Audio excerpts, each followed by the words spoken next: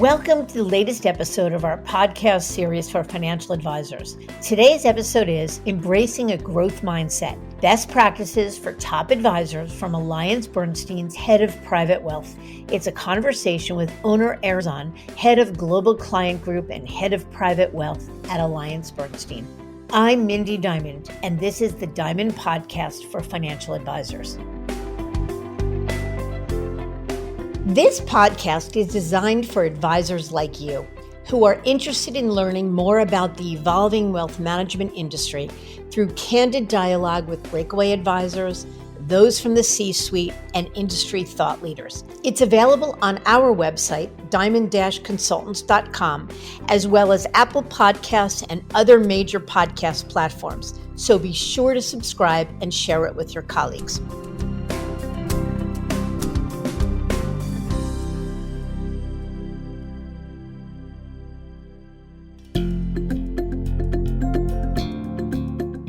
At Diamond Consultants, our mission is to help advisors live their best business life.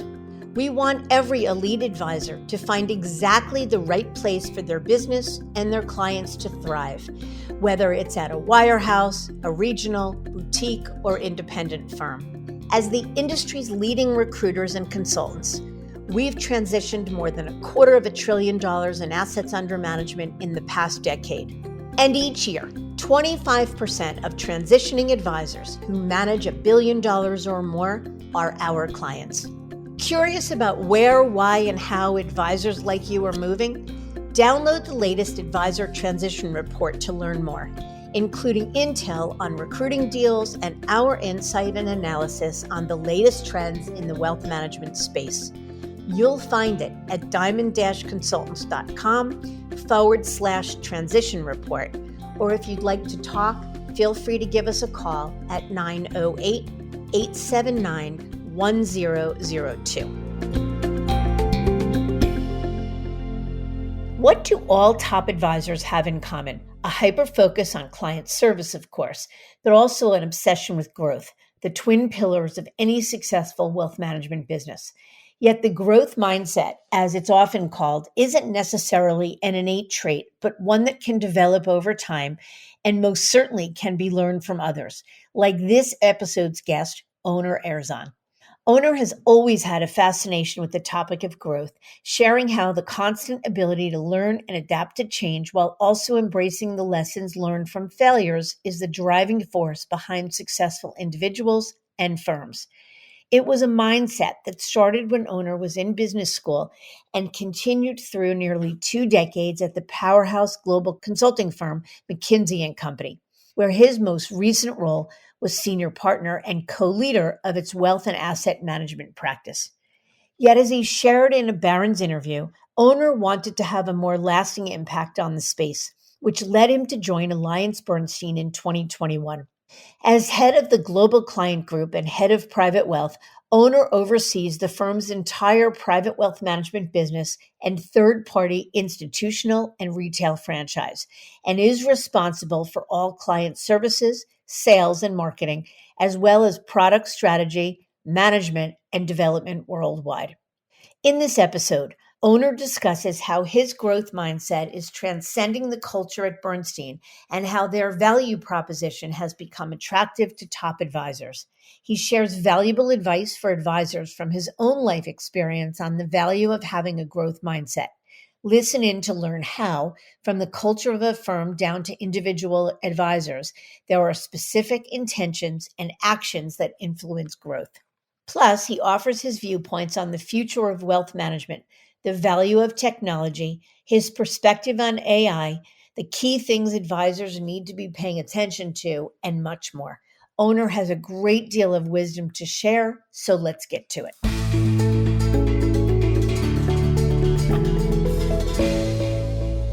Onur, thank you so much for making yourself available today and for being willing to share so graciously with our audience.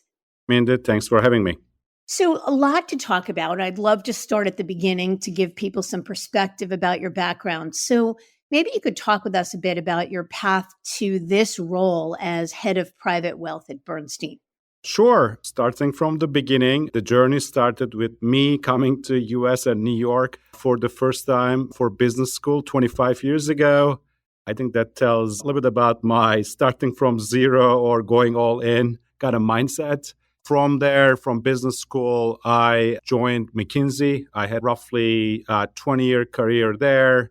Started in corporate finance, then led the asset and wealth management practice after focusing on serving financial services, particularly asset and wealth management clients for a long time. And then eventually, although I enjoyed my clients and consulting, I thought it was time to make a change in the middle of COVID to go from sharing my insights, making recommendations, to going in the field and being an operator, if you will. So as a result of that, I joined AllianceBernstein roughly 3 years ago. This is my fourth year and counting. And in that kind of capacity, first I was running global distribution for our asset management business. And then about a couple of years ago, I added the private wealth management leadership role to my responsibilities. So I run our private wealth business in addition to running distribution for our asset management business. So I have a little bit of a dual life and a dual career at AB, which is very exciting. Yeah. And I want to unpack more of what you're doing, what you are personally responsible for at Bernstein, and what the firm is doing in just a bit. But I'm interested in the almost 20 years or so you spent at McKinsey, where part of that time you were co-leader of their wealth and asset management practice. So maybe you could start out by telling us a little bit about the clients you served while you were there. And then probably more importantly, the kind of perspective you gained on the wealth management industry while at McKinsey. No, thanks for that. Yeah, obviously, over a 20-year career, you end up spending a lot of great time with a phenomenal set of institutions domestically, at times internationally. Within that, I spent a lot of time with large management firms, large asset managers, also to a certain extent, large banks and insurance companies. Within wealth management, it was the whole gamut from large digital platforms to broker-dealers, wirehouses, regionals, independents, RIAs, aggregators, fintech, you name it. So it was a phenomenal set of experiences. And in terms of what I observed and learned, if you will, I think some of it transcends across industries, whether in my experience in the corporate finance arena across sectors or zooming into financial services, wealth management, and asset management. I was always fascinated with high growth businesses and spent a lot of my time on growth type of topics. And within that, it was almost surprising to see some in my common patterns, right? So when I looked at growth companies, whether it's in different sectors or asset management or wealth management, it always came down to a few fundamentals, in my humble opinion. One was always strong growers had strong cultures. They always had strong values that were the North Stars of these organizations, and that helped them navigate challenging times because at the end of the day, almost every sector is cyclical or goes through change and disruption, and having that strong cultural foundation is important. And second, all had a growth mindset. I know it's a little bit of an overly used word these days, but I think to me it's all about having that constant ability to learn as an organization, adapt to change, and then also embracing the lessons learned from failures, but also having the discipline not to repeat the same mistakes, if you will. And then finally, focus. It came down to these organizations making clear choices and trade-offs, not only on where to compete, how to compete, but also being decisive about not to do, what to deprioritize, and being comfortable with those choices. Thank you for sharing that. A lot of our listeners, Onur, are people advisors that are very successful where they are, wherever they're practicing, a traditional brokerage firm, a small broker dealer, whatever it may be, and contemplating the notion of either changing firms or going some version of independence, setting up their own firm. And regardless of where they practice or where they want to practice, everyone is interested in growth. That is the number one watchword or the number one goal of most any advisor. And so those three principles, if you will, strong culture, focus on the North Star, growth mindset, willingness to learn from failures or mistakes, and then a strong focus and ability to be decisive are great lessons for an individual advisor as they are for the largest of wealth management firms. But I'm curious, just as a follow-up to that, think about the brokerage firms that might have been your clients at McKinsey. How did they think about pursuing growth? Absolutely. And the good news is that they're still my clients in our asset management business. So I spend a lot of time with them and I have a lot of respect for what they are doing for their advisors and clients as well. For them, it eventually comes down to, in my opinion, two things. One, really having the scalable operating model. As we know, this is a high attrition business, whether it's the advisors, clients, or products. There is constant change. So as a result, if you want to maintain a strong economic model, you need to have a scalable operating model and a scalable business. So I think there's a lot of focus on that, building the scalable, repeatable business model. That's one. I think the second is really, given the size of these large brokerage firms, at the end of the day, it's the law of the large numbers. And what makes them successful is ability to create strong client acquisition pipes to their business, whether it's through combining themselves with banks or coming up with digital tools or building additional capabilities to acquire clients at scale, or allowing or enabling their advisors to acquire clients at scale. So in my opinion, those are the two big aspects of where brokerage firms have been focused on. And obviously, under number one and number two, to a large extent, they take a big role investing, making the necessary investments in technology, in addition to some of the more core product and other investments in their business. Let me ask you a follow-up question to that. The very thing that you're saying big firms, big brokerage firms are focused on, scale and large numbers, are the things that are sometimes causing that attrition of advisors. Those are the things that are making some of the best advisors say, in my firm's focus on scale and the need to manage the lowest common denominator and do things that are best for a large organization, it's making this organization less user-friendly, more bureaucratic. I have less ability to customize. So it becomes a trade-off a lot of times for advisors. Do I choose the scale that comes along with a big firm who has the ability to invest in and innovate in platform and technology in the way a smaller firm won't? Or do I choose a boutique firm that allows me to be more of an individual? What would you say to that? I agree with the trade-off. In my opinion, that trade-off is not only constrained or relevant to brokerage firms. I think it's the classic trade-off, in my opinion, in terms of the large organizations trying to get bigger versus the boutiques, if you will. So I think independent of the business model or the type of the institution, I think you have a little bit of that tension.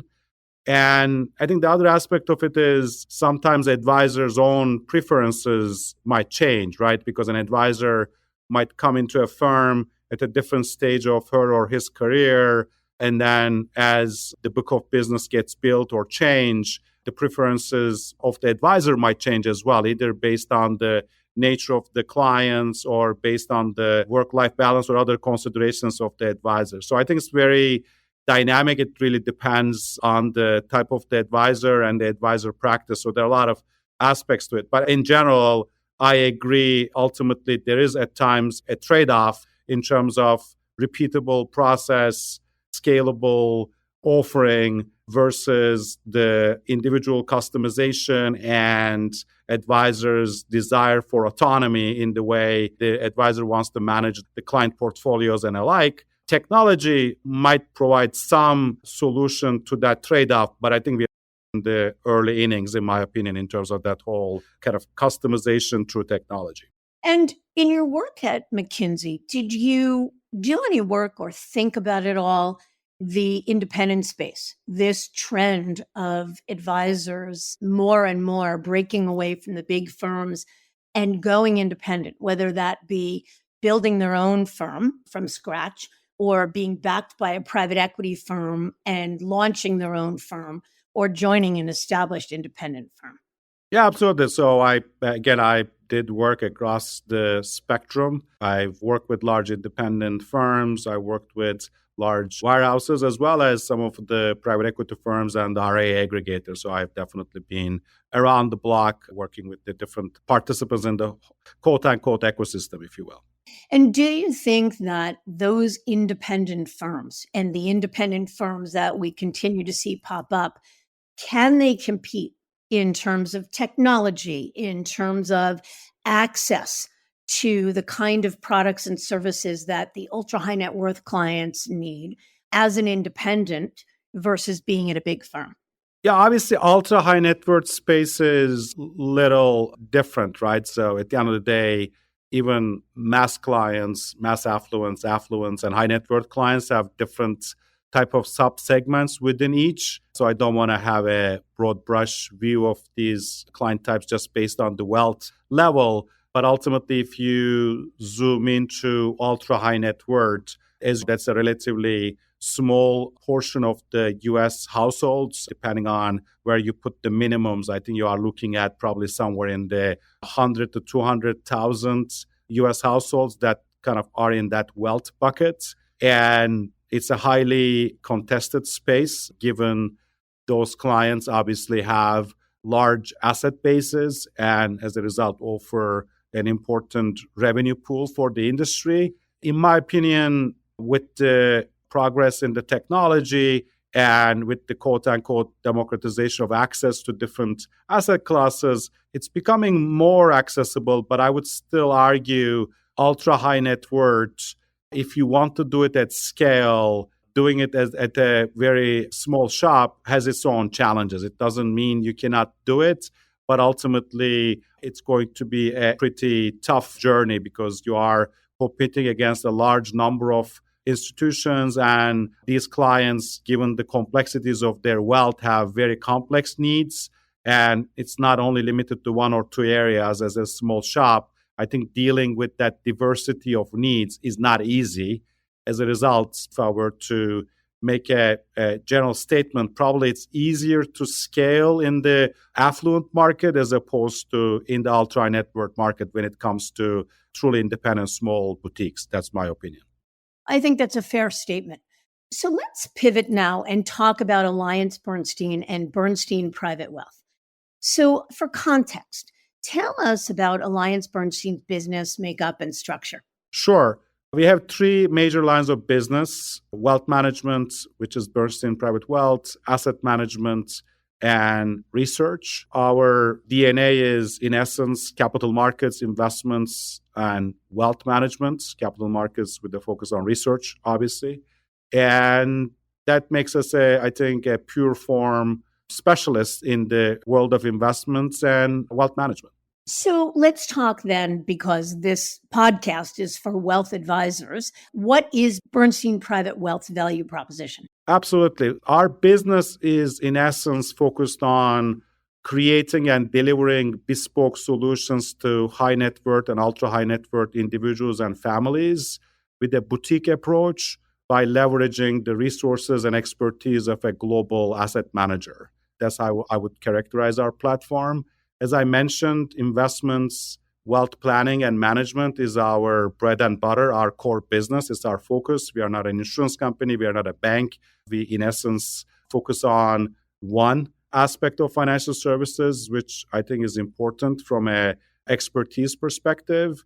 And with that mindset, we have a really strong, long-tenured financial advisor base that is equipped with a wide range of time-tested tools because our private wealth heritage goes back more than 50 years. And we surround our advisors that seat with a very heavy specialist resource, whether it's product specialists, whether it's wealth planning experts, whether it's access to our investment management professionals or our research professionals. I think the ratio of advisors to resource, I think is very attractive for our advisors. And I think that translates into a very strong proposition for our clients because they get very differentiated insights into investments and they get very bespoke wealth planning and other holistic solutions around estate and other complex needs of wealth.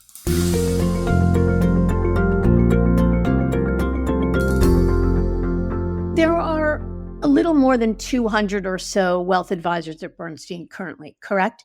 Correct, including some of our more junior advisors in larger teams. It's closer to 300, but definitely, yes, you're in the right ballpark.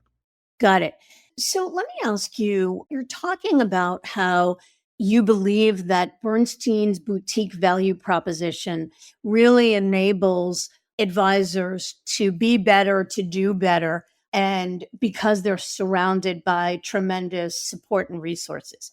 But one of the things that has always been true, at least from my perspective or a recruiter's perspective about Bernstein, is never looking to recruit competitive advisor talent. So meaning if there were an advisor at UBS who had interest in Bernstein and had an existing book of business, there would not be interest in recruiting him or her, and definitely not in paying the kind of competitive transition packages that the street pays, that other big brokerage firm pays, and instead recruiting homegrown talent, if you will, people from other industries and really training them in-house.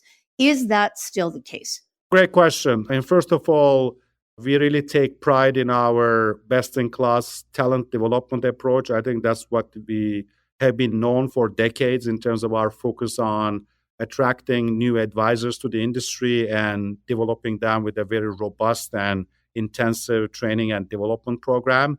That is our DNA, so we'll definitely continue to stay the course on that. That said, we are a learning organization. We have a growth mindset. We adapt with times, and we are also quite active in adding more experienced advisors to our ranks because at the end of the day, it's both a national business, but also a local business. There are different geographies where we definitely want to grow faster. And although we believe in organic talent development and we are very successful at it, sometimes adding experienced financial advisors, wealth advisors to our ranks in priority geographies, whether it's in Atlanta or Denver or Dallas, naming a few examples, we are very open to adding experienced advisors. Now, it comes down to culture. We definitely want to have the right cultural fit, again, to keep that strong heritage and the boutique culture. We would like to have the right fit with that fiduciary mindset. The other issue that has often come up over the years about Bernstein's investment platform is that it's not an open architecture one. Is that an accurate statement still? No. Obviously, we take a strong pride in our institutional quality multi-asset investment platform. At the end of the day, if you think about our asset management business, not only we manage money for U.S. retail intermediaries and their clients, we also manage money for top institutional clients in the U.S. as well as worldwide. Think about leading pension plans, think about leading sovereign wealth funds, the most sophisticated investors of the world. So we have a world-class investment platform that's recognized by those institutional quality clients. Hence, having access to that platform in a privileged way, that proximity to the portfolio managers, to those investment insights and perspectives is very attractive. Think about the time when we were going through the mini regional banking crisis earlier in 2023. Within hours, we were able to get multiple portfolio managers, research analysts, all together in a podcast on a weekend or a webcast for our advisors, for them to share their real-time perspective. So really having that kind of an investment platform in-house is a differentiator for our advisors, which then translates into a lot of value for our clients. That being said, we recognize that the investment platform has different needs, and we won't always choose to manufacture the product that we need for wealth. So for that reason, we have an independent CIO and we have an independent investment function within private wealth. Although we use our in-house portfolio management teams for active long-only strategies, I would highlight three things. One, our CIO is empowered as a fiduciary to make the hiring and firing decisions for managers. So that kind of ensures we have a very robust platform. Number two, when it comes to model portfolios, passive, different types of alternatives, we use third-party managers, and we have a third-party manager research function under our CIO, private wealth CIO. So that definitely is the non-proprietary part of our platform. And then number three, proprietary sometimes sounds singular, right? So it's not like a single, at the end, portfolio management team. Using equities as an example, our equity platform, which goes back again multiple decades, more than 60 years, within that we have 20 or so independent portfolio management teams with their own dedicated research function, and they make independent, non-correlated investment decisions day in, day out, and they have different styles, they have different focus areas in terms of markets, types of investments they make. So as a result, even though in active long only, we have our proprietary focus, within that we have the diversity of 20 independent teams, for instance, in our equity platform. So hence, I think our clients have, in my opinion, the benefit of both worlds. One, you get choice. Second, you get the intimacy and proximity of being adjacent to a world-class asset manager. I don't know why Bernstein has always had the reputation of being closed architecture. Yet I know that this sort of allowing your private wealth advisors to either use the proprietary asset management tools or use external managers has been the case for a long time. So why the reputation? And I'm happy to have had you clarify that here. No, absolutely. At the end of the day, sometimes your greatest strengths might become your kind of brand. And as a result, when the platform changes, sometimes people recognize you for your historical strengths. So given our combined asset and wealth management business structure, given the history going back to Bernstein, I think that is probably the market memory, if you will. But for many years, actually, we added great alternative managers to our platform, whether it's in private equity secondaries, whether it's real estate equity, whether it's impact investing as examples, as well as passive solutions when it comes to constructing our model portfolios. And we use a number of actually traditional asset management products, passive ETFs being a great example of that, to make sure we deliver the best outcomes for our clients and have the right cost and investment outcome priorities. So, Onur, there are many firms that are popping up and many firms that have been around for a long time that would be described as a boutique, as Bernstein describes its wealth management unit. So what do you think are the things that differentiate Bernstein's boutique wealth management unit most from all the others? Yeah, as I mentioned, not many of those other institutions have world-class institutional quality, multi-asset class asset management firm behind them. And that scale, I think, is quite differentiated.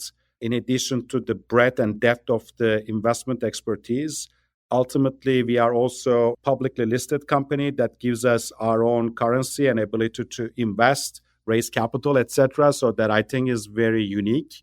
I would also argue, given our heritage in research and investment management, in addition to private wealth, we have been early movers in some of the important aspects of wealth planning and investments, right? So we have been pioneers in some of the wealth planning tools. We built in-house alternative investment allocation tools, for instance, ahead of the curve, while many others were not embracing alternatives as much as they do today in the client portfolios. We took advantage of, for instance, our expertise in private credit, and then we have been offering private credit type solutions in our private wealth business for a decade now. I know it's a very popular idea right now, but we have the experience of doing that for more than a decade. So to me, again, what makes it very unique is we have that boutique feel to our clients, given our unique focus on high net worth and ultra high net worth. We have great geographical access, but we still operate out of 21 offices. It's not 500 offices. So you still get that client intimacy with the few hundred advisors versus thousands of advisors. And then you take advantage of the scale where the scale matters, whether it's the access to product, ability to invest in technology, the balance sheet to use for different purposes, organic and inorganic. Yeah. So let me ask you about the ultra high net worth focus. You mentioned earlier that there's been this democratization in the industry of access for clients of any level to what they need, but how it's harder to get that democratization because of the complex needs at the ultra high net worth level. So how are, in general, ultra high net worth client needs evolving beyond investments to include areas like family governance? And you mentioned some of these: wealth planning for multi-generational families, tax planning for families with a global footprint, for example. No, absolutely. So we always embrace the complexities that come with wealth, right? So our clients, whether individuals or families, domestic or international, ultimately, as they navigate the complexities of wealth, to your point, they need help and guidance in many aspects of wealth or beyond. And that is definitely much greater or broader than pure investments or asset allocation. For us, focusing on important transitions, for instance, we touched on family governance, stewardships. As we think about our engagement with our ultra net worth families, we would like to really focus on those transitions, thinking about succession, thinking about different types of family situations, whether sometimes wealth is intertwined with the business, sometimes it's multi-generational old wealth that is going through another round of intergenerational wealth transfer. All of these are basically not only hard technical problems, it's also hearts and minds, right? Just having the right understanding, the empathy of the situation, having the pattern recognition of decades to deal with those situations, having the long-standing trust-based relationships to get into the intimacy of those kind of situations. Because again, these situations are very personal, and we really focus on those complex needs, and we focus on engaging with those clients, not only on the hard technical aspects of wealth and planning, which we are great at, but also on the softer aspects. And this ranges from, again, engaging on succession planning in families to financial literacy and education for the younger generation, obviously focusing on women as they increasingly control wealth and they are the main financial decision makers in the household. So it has many different aspects.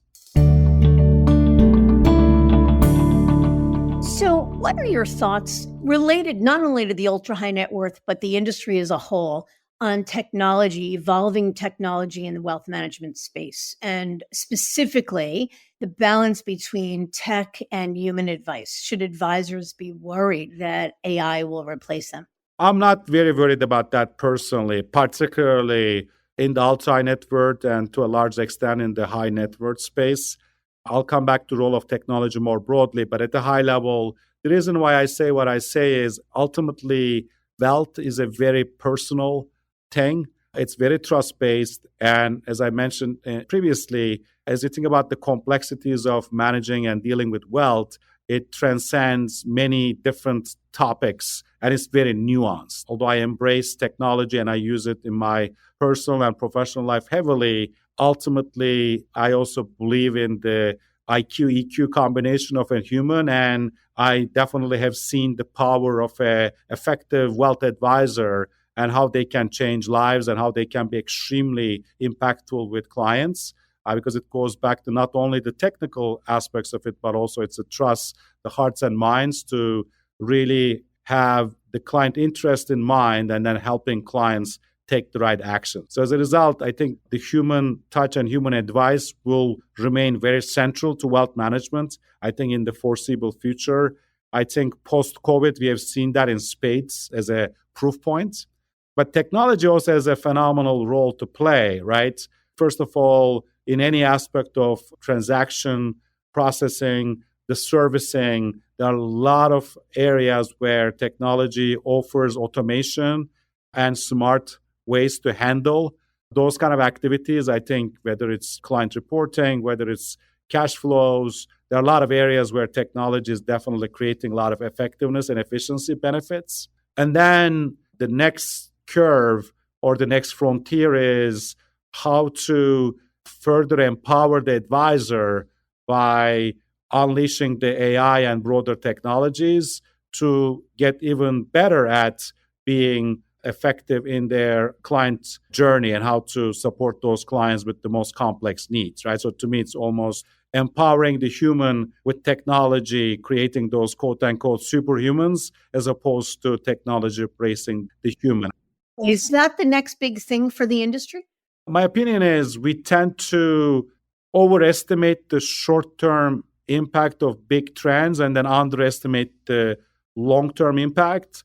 So the short answer is yes, but I think there is a little bit of a hype right now around AI.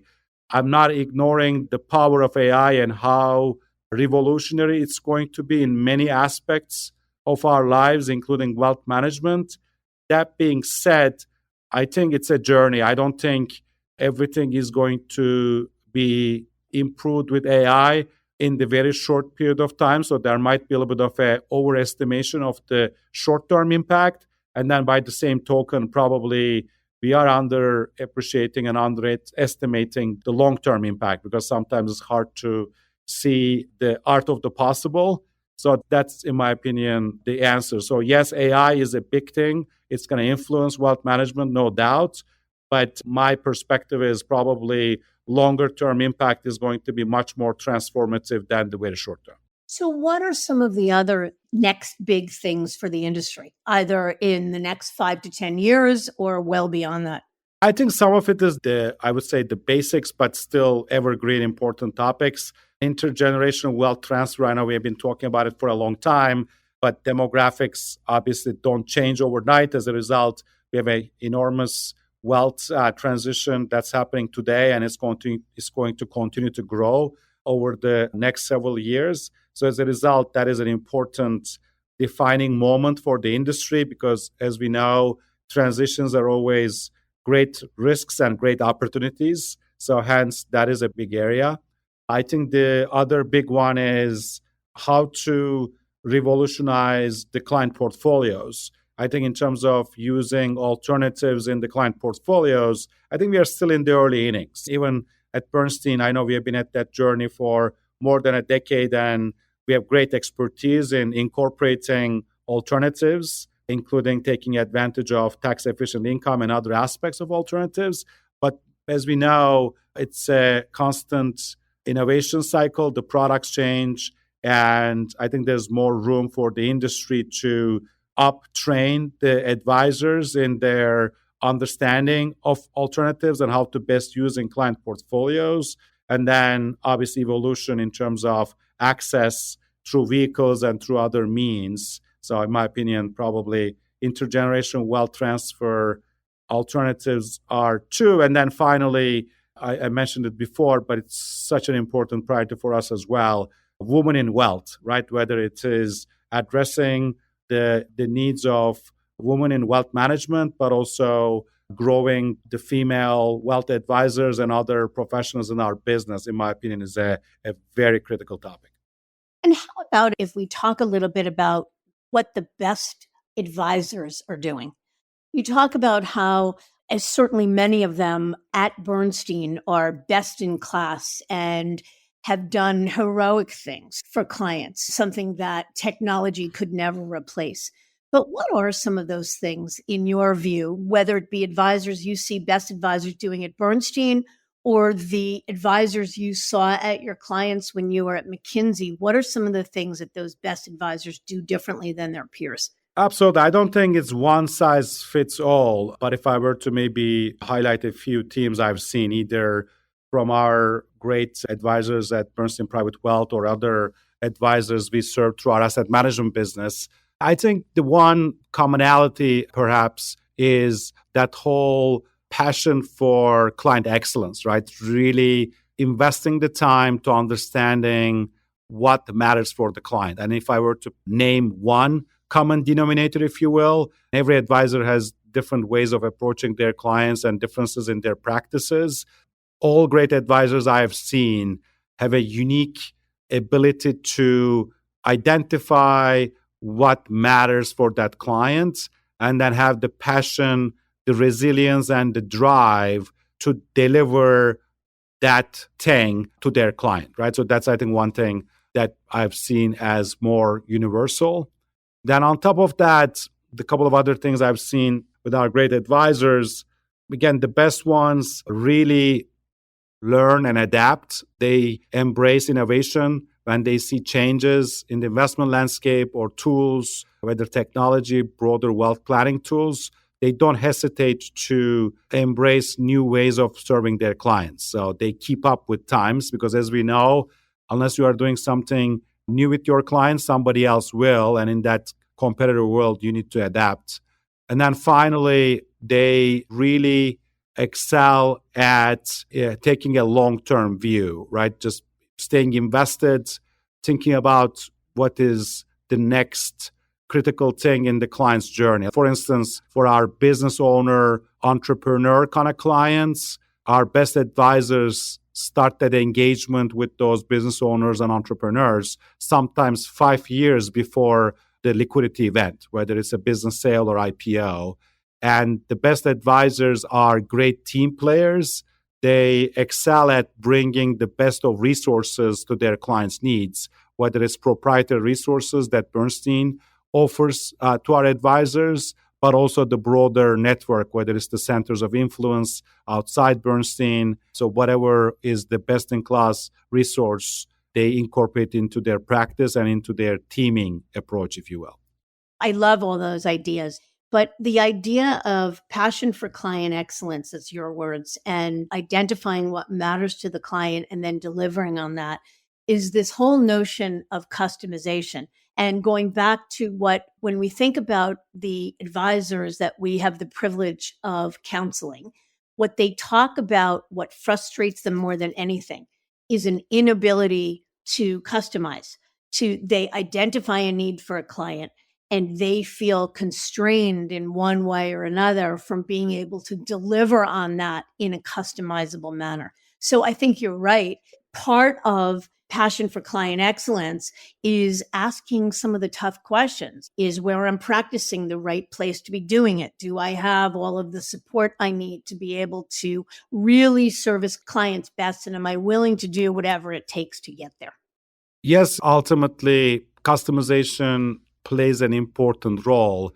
But I would argue, I think the fundamental thing is really having that great ear to really listen to what the client needs and then being creative to deliver against that need. And at times, I know customization is a great word, and obviously we all aspire to be very custom solution builders.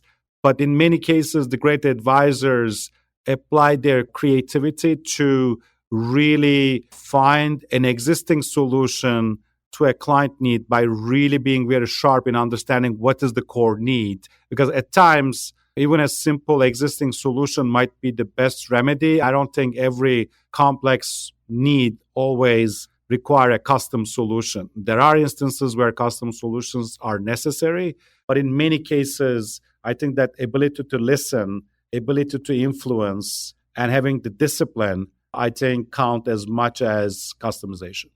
Yeah, I don't think you're wrong. And actually, I love the word creativity because in a lot of cases, it's about being creative and working within the confines of the toolbox you have, as long as that works. And I think for many, that's exactly what they do. Let me ask you a question, Onur, from a more personal perspective.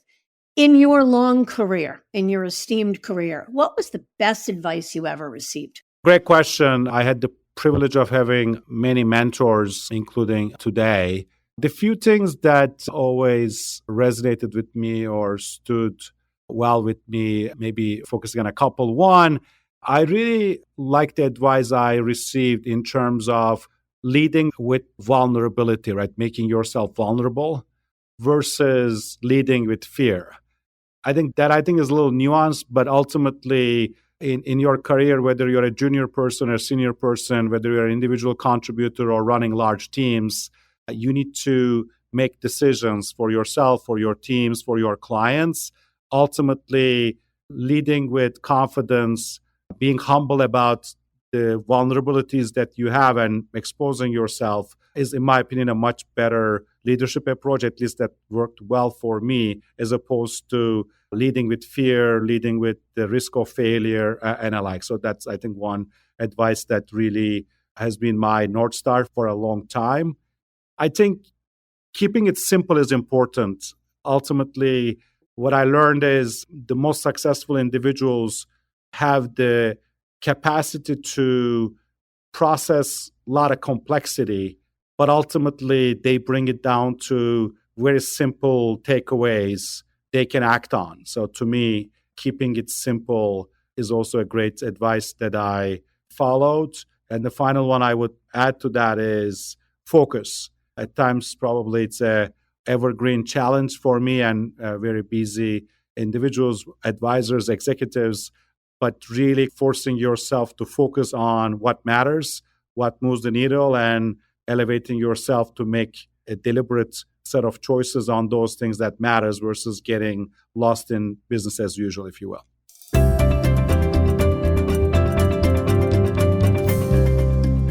One final question I like to ask a lot of business leaders. What do you think is the best or most impactful business book you've read? Oh, there are quite a number. In terms of the books I really liked, there are a couple of books about the Netflix story that resonated with me because it's a phenomenal disruptive company and they came in and changed the business model. I always embrace companies that change their industries, innovation. So to me, I really liked a couple of the books about Netflix. I liked Satya's book on Microsoft for a different reason, because it's a bit of a reinvention or refresh story, because that kind of resonated with me, because ultimately not many large storied companies that gets challenged find their way back to greatness again. And I think Microsoft did that. So those are a few examples that come to mind. Yes, thank you for that. Onur, this was incredibly fascinating, and I'm really grateful for your time, your willingness to share so honestly. I'm actually excited that you're saying Bernstein is really willing to consider competitive talent, because I think that there are probably not a lot, but some folks in our orbit that could have real interest in a model like this. So I love your growth mindset. As I said, grateful for the wisdom, and we wish you continued success. Thank you very much. I very much enjoyed the conversation. It's always a pleasure and honor to talk about our business. I really think very highly of our platform and our talents, and definitely very excited about the prospects of adding best-in-class talent to our business. Again, we are a very strong, storied platform with $120 billion or so in assets. Sometimes I joke with my colleagues that we are a well-kept secret in the industry. It's always good to get the story out and always engage with others in the industry. Thank you.